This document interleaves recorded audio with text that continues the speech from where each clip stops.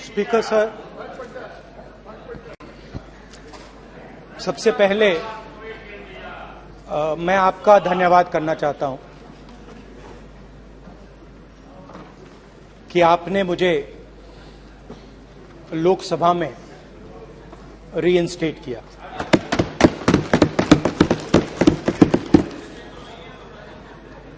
और पिछली बार जब मैं बोला तो शायद मैंने आपको थोड़ा कष्ट भी पहुंचाया, क्योंकि मैंने इतनी जोरों से अदानी जी पे फोकस किया कि जो आपके सीनियर नेता हैं शायद उनको थोड़ा कष्ट हुआ। तो वो जो उनको कष्ट हुआ,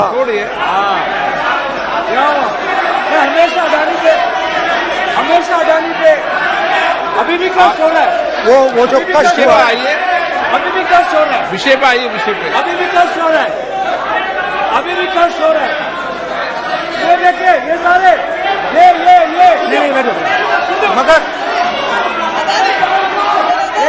मगर सुनिए ये है। तो वो जो कष्ट हुआ, 1 2 3 4 5 उसका असर शायद आप पे भी थोड़ा हुआ। तो इसके लिए मैं आपसे माफी मांगता हूं, मगर मैंने सिर्फ सच्चाई रखी थी। मगर आज जो मेरे बीजेपी के मित्र हैं, आज आपको डरने की जरूरत नहीं है। डरो मत, क्योंकि आज जो मेरा भाषण है, डरो मत, और आप डरो मत।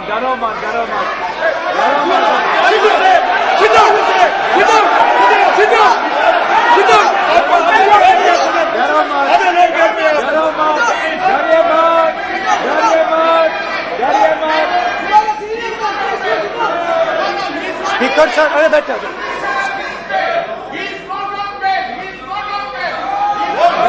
ब्रदर। तो आज कोई घबराने की जरूरत नहीं है। आज मैं अपना मेन जो भाषण है वो अदानी जी पे नहीं बोलने जा रहा हूं। आप छोड़िए, तो आप रिलैक्स कर सकते हैं, आप शांत रह सकते हैं, क्योंकि मेरा भाषण आज दूसरी डायरेक्शन में जा रहा है।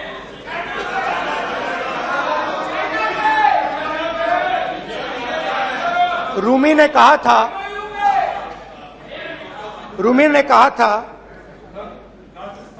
जो शब्द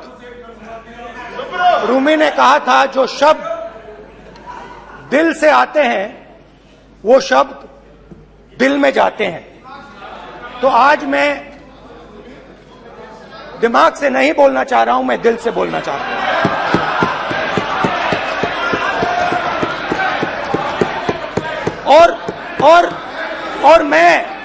और मैं आज आप लोगों पर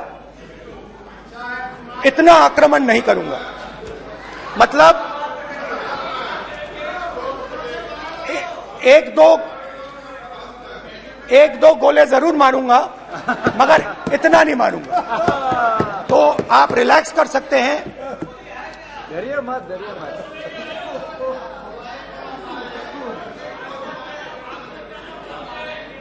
अरे रक्षा मंत्री जी आज संभाल लेंगे आप लोग।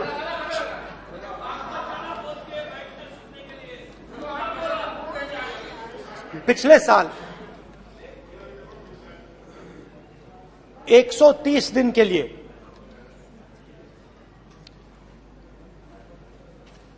मैं भारत के एक कोने से दूसरे कोने तक गया, अकेला नहीं, बहुत सारे लोगों के साथ।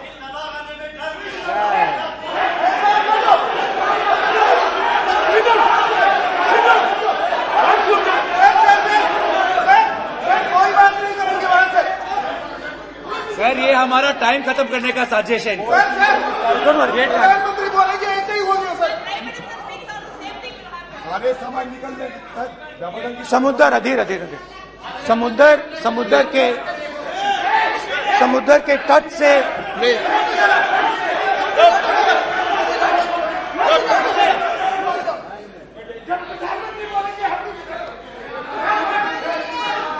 माननीय सदस्य प्लीज प्लीज ऐसे धमकाने का बाकी मत बोलो यहाँ पे।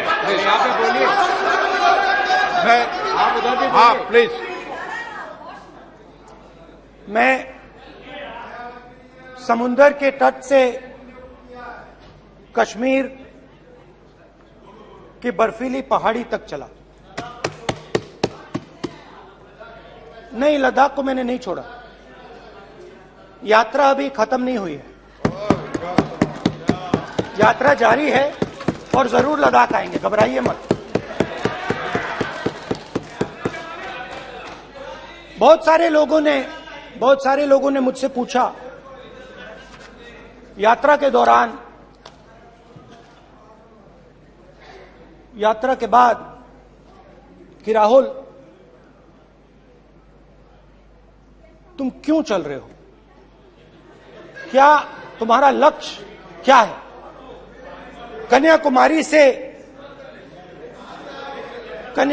से कश्मीर तक क्यों जा रहे हो। और जब वो मुझसे पूछते थे, शुरुआत में मेरे मुंह से जवाब नहीं निकलता।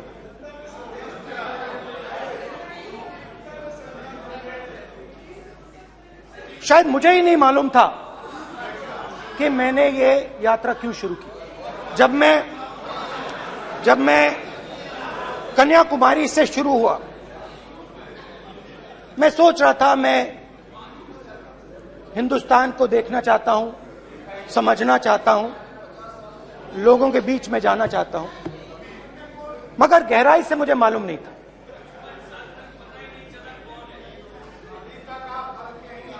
थोड़ी देर में मुझे बात समझ आने लगी।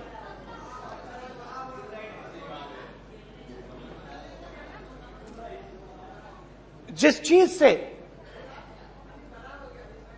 मुझे प्यार था, जिस चीज के लिए मैं मरने को तैयार हूं, जिस चीज के लिए मैं मोदी जी की जेलों में जाने को तैयार हूं, जिस चीज के लिए मैंने 10 साल हर रोज गाली खाई, उस चीज को मैं समझना चाहता था। ये है क्या जिसने मेरे दिल को इतनी। भाई आप रनिंग कमेंट्री बंद करो, नहीं तो हम भी चालू करेंगे। सुनने का आप जिस चीज ने मेरे दिल को इतनी मजबूती से पकड़ रखा था, उसको मैं समझना चाहता। शुरुआत में जैसे मैंने शुरू किया, सालों से मैं हर रोज 8-10 किलोमीटर दौड़ता हूं, तो मेरे दिमाग में था कि अगर मैं 10 किलोमीटर दौड़ सकता हूं तो 25 किलोमीटर चलने का क्या मतलब, कोई बड़ी बात नहीं है। ये मैंने सोचा था। आज मैं उस भावना को देखूं तो वो अहंकार था कि मैं ये कर सकता हूं, ये कुछ नहीं है। तो मेरे दिल में उस समय अहंकार था।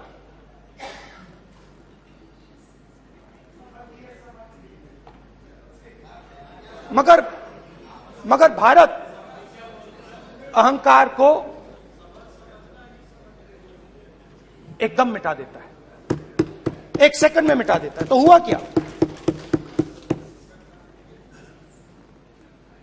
2-3 दिन में मेरे घुटने में दर्द शुरू हो गया। पुरानी इंजरी थी और जबरदस्त दर्द। हर रोज मैं उठूं और मेरे घुटने में दर्द, हर कदम में दर्द। तो पहले 2-3 दिनों में जो अहंकार था, जो मतलब भेड़िया जो निकला था, वो चींटी बन गई एकदम।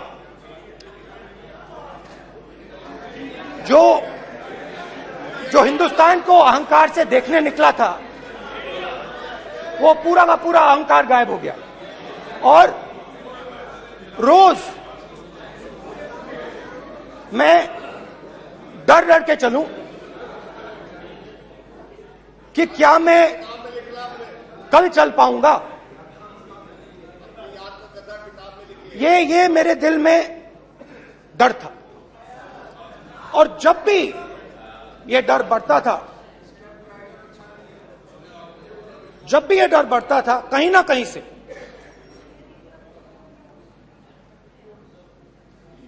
कोई ना कोई शक्ति मेरी मदद कर देती थी। एक दिन मैं सह नहीं पा रहा था, एक छोटी सी लड़की आती है, मुझे चिट्ठी दे देती।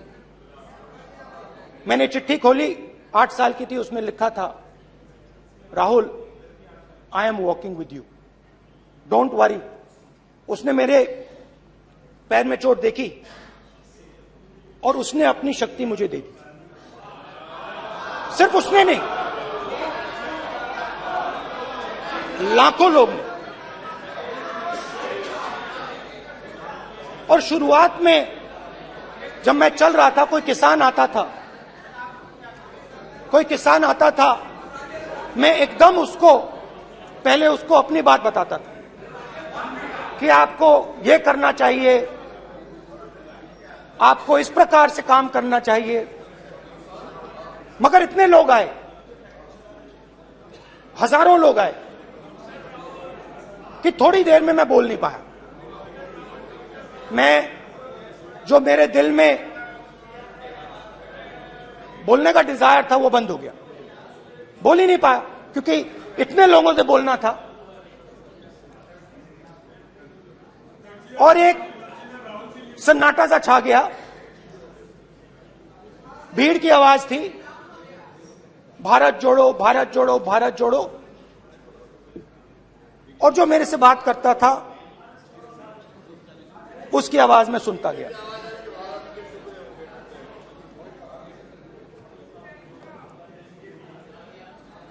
हर रोज सुबह 6 बजे से रात 7-8 बजे तक आम आदमी, गरीब, अमीर, बिजनेसमैन, किसान, मजदूर, सबकी आवाज।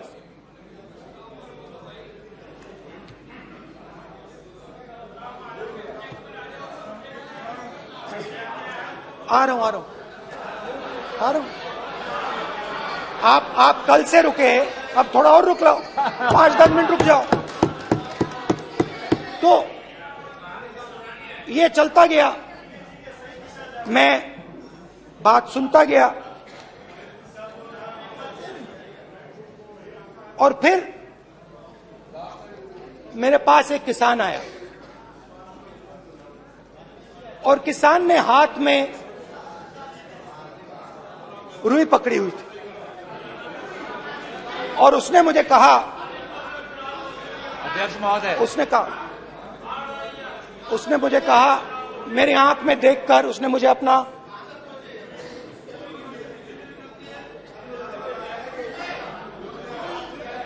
वो रुई का बंडल दिया, और उसने कहा, राहुल जी, यही बचा है मेरे खेत का यही बचा है, और कुछ बचा नहीं है।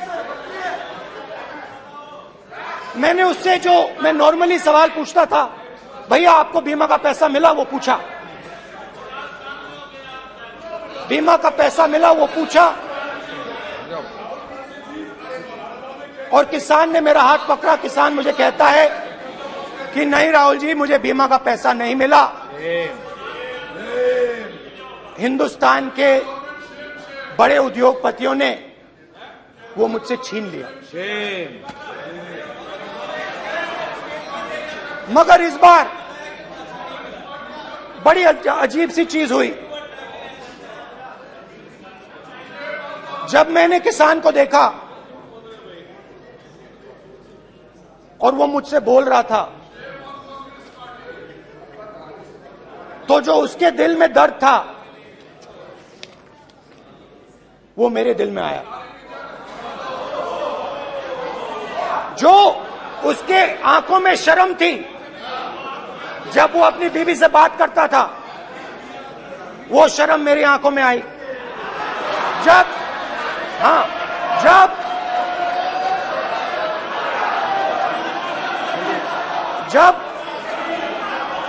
उसकी जो भूख थी वो मुझे समझ आई।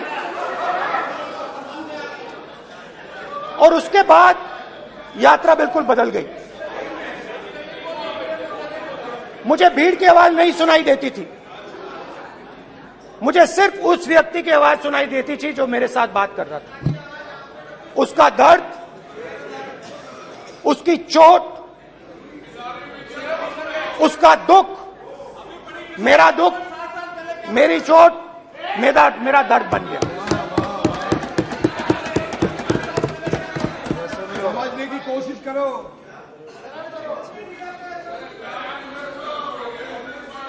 भाइयों और बहनों, लोग कहते हैं कि ये देश है, कोई कहता है ये अलग अलग भाषाएं हैं, कोई कहता है ये जमीन है, मिट्टी है, कोई कहता है ये धर्म है, ये सोना है, ये चांदी है। मगर भाइयों और बहनों, सच्चाई है कि ये देश एक आवाज है। ये देश सिर्फ एक आवाज है। ये देश, इस देश की लोगों की आवाज है। इस देश के लोगों का दर्द है, दुख है, कठिनाइयां हैं। और अगर हमें इस आवाज को सुनना है तो हमारे दिल में जो अहंकार है, हमारे जो डिजायर्स हैं, हमारे जो सपने हैं, उनको हमें परे करना पड़ेगा। जब हम अपने सपनों को परे करते हैं तब हमें हिंदुस्तान की आवाज सुनाई देती है, तब तक हिंदुस्तान की आवाज हमें नहीं सुनाई देती। अब आप कहोगे ये बात मैंने नॉन कॉन्फिडेंस मोशन में क्यों रखी? इसका क्या मतलब है कि भारत एक आवाज है, भारत लोगों का दुख है, भारत लोगों का कष्ट है, मुश्किलें हैं। क्योंकि भाइयों और बहनों,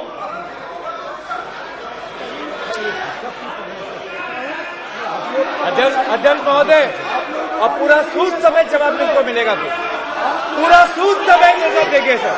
फिर आप हमें मत रोकेगा सर। अध्यक्ष महोदय, फिर आप हमें मत रोकेगा सर। आप हमें मत रोकेगा, फिर आप हमें मत रोकेगा, आप हमें मत रोकेगा, फिर आप हमको मत रोकेगा सर। हम सब देख रहे हैं, सब सुन रहे हैं, आप हमको फिर मत रोकेगा सर। तो स्पीकर सर, भारत एक आवाज है। भारत इस देश के सब लोगों की आवाज है।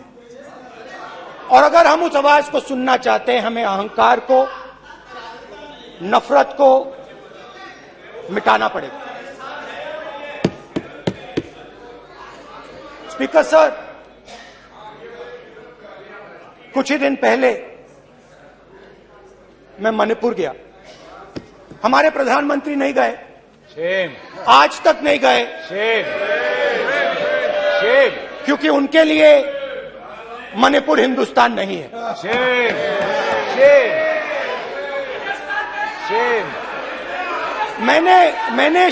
मैंने मणिपुर शब्द प्रयोग किया,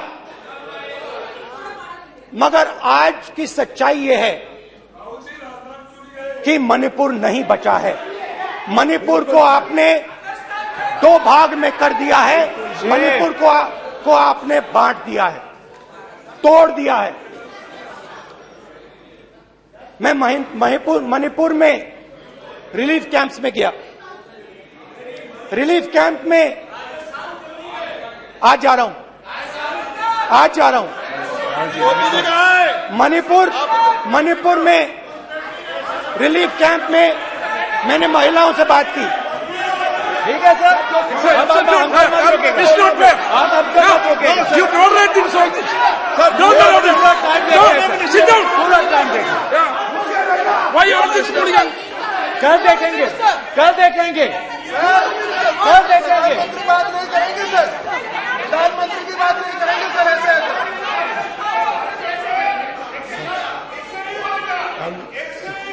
सूद समय मैं जवाब मणिपुर मिलेगा। गया और मणिपुर के कैंप्स में मैंने महिलाओं से बात की, बच्चों से बात की, जो हमारे प्रधानमंत्री जी ने आज तक नहीं किया। एक महिला मुझे कहती है, मैंने उनसे पूछा, बहन क्या हुआ आपके साथ? What's this? एक एक मंत्री बोल रहे हैं, कल आप बोले एक एक मंत्री खड़े होके बोल रहे हैं, एक एक मंत्री खड़े होके ऐसे कर रहे हैं। एक एक मंत्री खड़े होंगे तो पूरे सांसद खड़े होंगे यहाँ पे, पूरे सांसद खड़े होंगे यहाँ पे। बैठे नहीं है, चुपचाप करिए। पूरे सब खड़े होंगे, पूरे सब खड़े होंगे। कल कांग्रेस पार्टी ने पूरा देश खड़ा होगा आपके खिलाफ, तो पूरा देश कल आपके खिलाफ खड़ा होगा। मैं बहुत सारी महिलाओं से बात किया, मगर मैं आपको दो उदाहरण देना चाहता हूं। एक महिला मुझे कहती है, मैंने कहा क्या हुआ तुम्हारे साथ? कहती है, मेरा छोटा सा बेटा, महिला का सम्मान करें प्लीज, ये सम्मान। एक ही बच्चा था मेरा, कोई शर्म कर लो गल मारी। एक ही बच्चा था मेरा, मेरे सामने, मेरे आंखों के सामने उसको गोली मारी है। मैं पूरी रात, आप सोचिए, आप अपने बेटे के बारे में, बेटों के बारे में सोचिए, मैं पूरी रात उसकी लाश के साथ लेटी रही। झूठ नहीं, झूठ आप बोलते हो, झूठ मैं नहीं बोलता हूं। मैं पूरी रात उसकी लाश के साथ लेटी रही और फिर मुझे डर लगा, मैंने अपना घर छोड़ दिया, जो भी मेरे पास था वो मैंने छोड़ दिया। मैंने उनसे पूछा, कुछ तो लाई होगी? कहती है, नहीं, सिर्फ मेरे जो कपड़े हैं ये मेरे पास हैं। और फिर इधर उधर ढूंढती है और एक फोटो निकालती है और मुझे कहती है, यही मेरे पास अब बची है।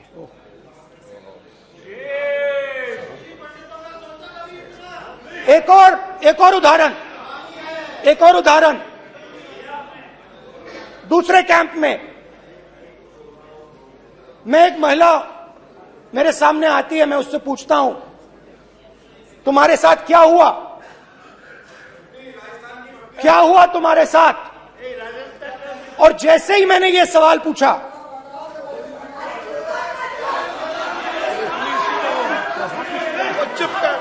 जैसे ही मैंने ये सवाल पूछा,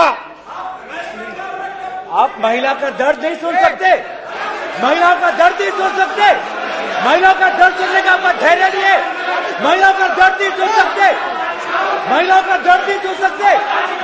जैसे ही मैंने उससे ये सवाल पूछा, बैठो, जैसे सर, जी सर,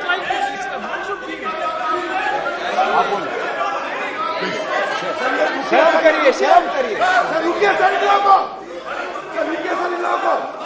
जैसे ही मैंने उससे सवाल पूछा, तुम्हारे साथ क्या हुआ, शर्म नहीं है तेरे को? वैसे ही एक सेकंड में वो कांपने लगी। उसने अपने दिमाग में वो दृश्य देखा और वो बेहोश हो गई। मेरे सामने कांपती हुई बेहोश हो गई। तो ये मैंने आपको सिर्फ 2 उदाहरण दिए हैं। स्पीकर सर, इन्होंने मणिपुर में हिंदुस्तान की हत्या की है, सिर्फ मणिपुर की नहीं, हिंदुस्तान की हत्या की है। इनकी राजनीति ने मणिपुर को नहीं, हिंदुस्तान को मणिपुर में मारा है। हिंदुस्तान को कत्ल किया है, हिंदुस्तान का मर्डर किया है मणिपुर में।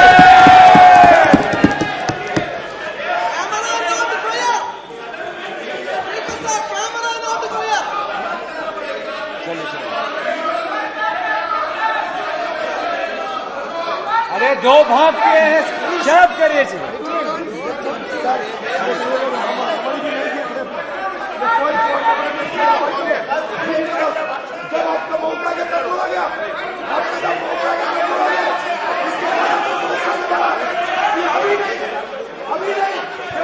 माननीय सभी सदस्यों से कहूंगा शांति रखें, प्लीज प्लीज। मणिपुर, हाँ क्या बोल रहे हैं? अब बोलिए। एक अरे भाई क्या बात है? जो बात है क्या बात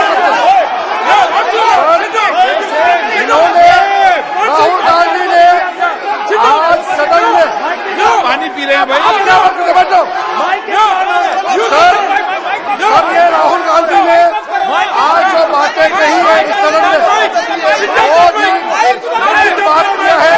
मैं उनसे एक सवाल पूछना चाहता हूँ। 7 दशक तक हजारों लोगों को नॉर्थ ईस्ट में किया हुए है, इसका जिम्मेदार कांग्रेस पार्टी है।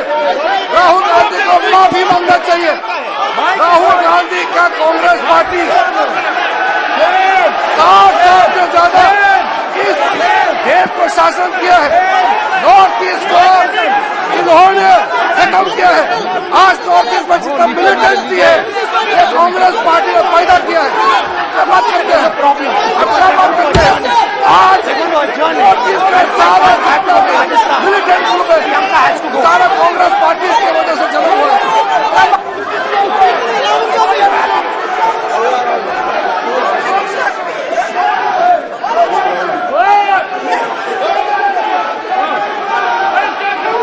ओके, बैक आजा, बैक हेमंत सबको पीछे ले आओ। बैक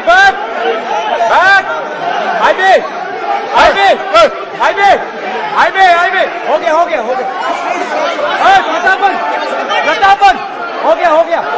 आप भाषण नहीं सुनना चाहते हैं? आप भाषण नहीं सुनना चाहते? प्लीज बैठिए,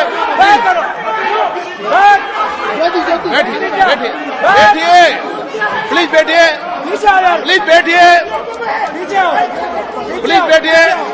चलिए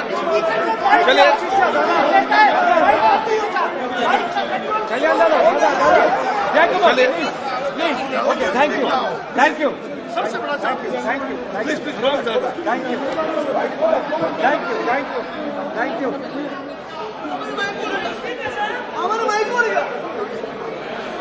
एक मिनट बैठिए, एक मिनट प्लीज बैठिए, प्लीज बालूजी, प्लीज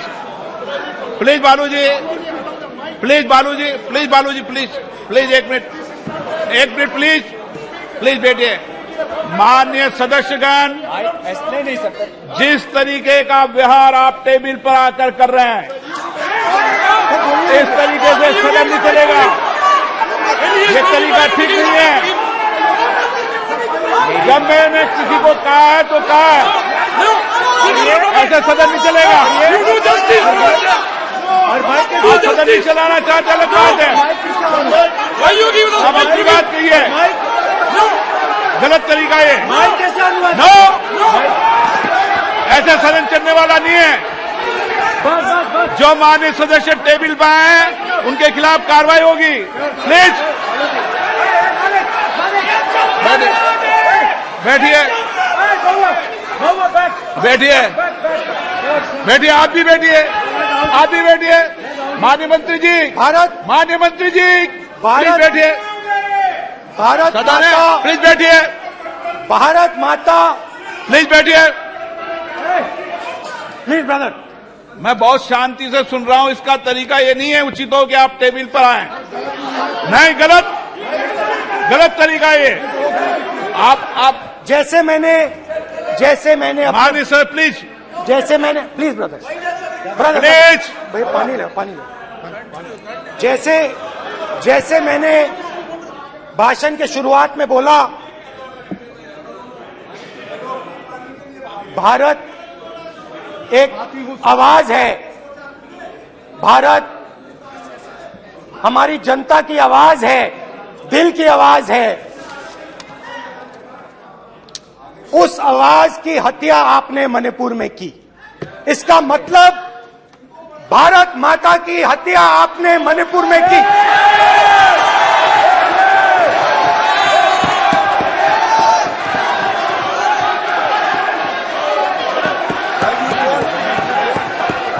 भारत माता को आपने मणिपुर के लोगों के मारा, आपने मणिपुर के लोगों को मारकर भारत की हत्या की है। आप देशद्रोही हो, आप देशभक्त नहीं हो, आप देश प्रेमी नहीं हो, आप देशद्रोही हो। आपने देश की हत्या मणिपुर में की। प्लीज एक मिनट, प्लीज बैठिए, प्लीज बैठिए। अब सवाल उठता आप है, बैठना चाहते नहीं बैठना चाहते, आप बैठना चाहते नहीं बैठना चाहते, इसीलिए आपके प्रधानमंत्री मणिपुर में नहीं जा सकते हैं, क्योंकि उन्होंने प्लीज देश की हत्या की है। मणिपुर में हिंदुस्तान की हत्या की है, भारत माता की हत्या की है। मणिपुर के लोगों के दिल में। प्लीज एक मिनट बैठिए आप। तो सवाल उठता है, एक मिनट बैठिए, एक मिनट। आप भी विराजे, आप भी विराजो। आप बैठिए, सही नहीं बैठिए, रहने दो आप बैठिए आप प्लीज बैठिए आप प्लीज। आप बोल रहे फिर आप भारत माता के रखवाले नहीं एक हो, मिनट, माननीय आप भारत माता के हत्यारे हो। प्लीज माननीय सदस्य, प्लीज माननीय सदस्य, प्लीज।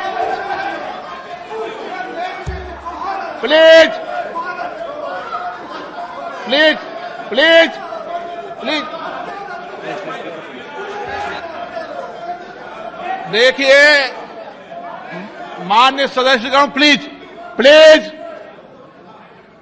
माननीय सदस्यगण, भारत मां हमारी मां है, हमें सदन में बोलते समय संयम बरतना चाहिए। मेरा अपनी मां की हत्या की बात कर रहा हूं मैं, मणिपुर में अपनी मां की हत्या की बात कर रहा हूं मैं, आदर से बोल रहा हूं। आपने मेरी मां की हत्या की मणिपुर में। एक मेरी मां यहां बैठी है, दूसरी मां को आपने मणिपुर में मारा है।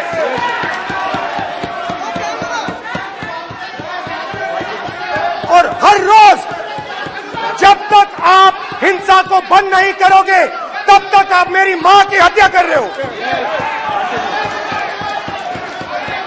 हिंदुस्तान की सेना मणिपुर में एक दिन में शांति ला सकती है। हिंदुस्तान की सेना का प्रयोग नहीं कर रहे हो, क्योंकि आप हिंदुस्तान को मणिपुर में मारना चाहते हो।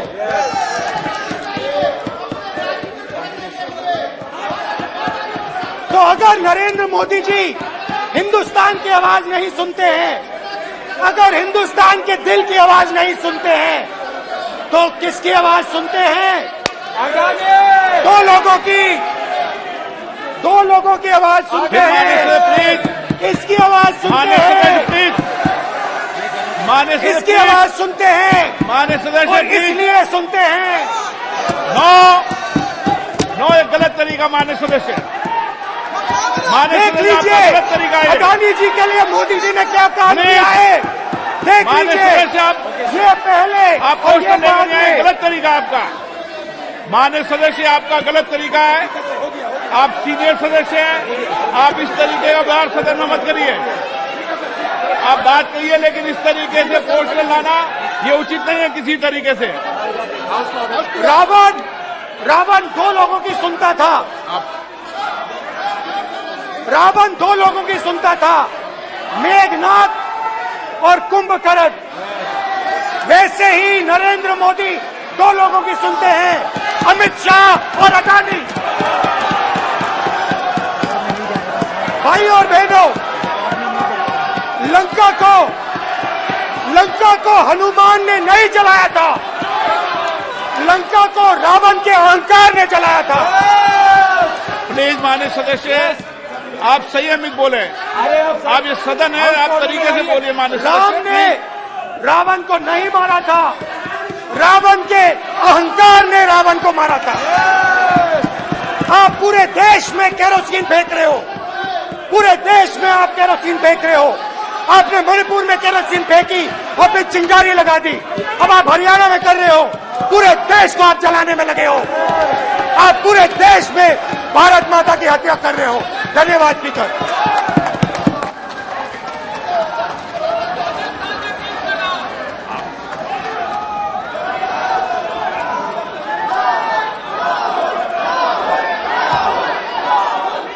आप सदन में किस तरीके का बोलना चाहते हैं? ये सदन है, माननीय सदस्य, संसद है। प्लीज बैठिए, प्लीज बैठिए, प्लीज बैठिए।